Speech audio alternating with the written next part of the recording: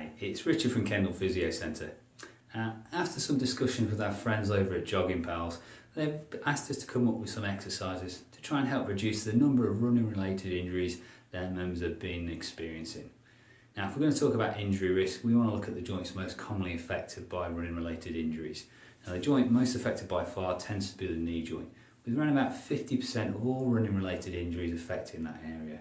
That's closely followed by the lower limb and the ankle, with around about 30% of injuries affecting those areas. Now, strength training is a really effective way of reducing the risk of running related injuries, and also it's been shown to be useful at improving performance in runners as well.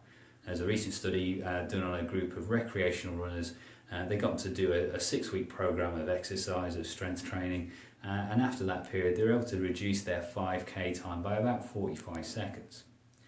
Now, the exercises we're going to look at, there's going to be 4 we're going to try and have a go at. There's going to be a 1-leg deadlift, a lunge, and then 2 types of calf raises. One with a knee straight, but also one with a knee bent. Now, if you're not used to strength training, it can take a little while for the muscles and tendons to get used to that increased load and stress and strain we're going to be putting them under.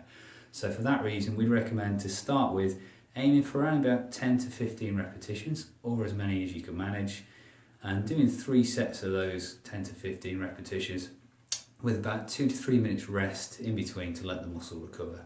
And we will be doing that twice a week, ideally on a day where you're not running. Now, after 2 or 3 weeks of that, we want to try and see, can we make things a little bit harder?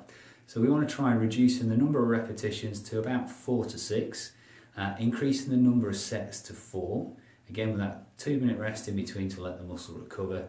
But we also want to be working against some external resistance.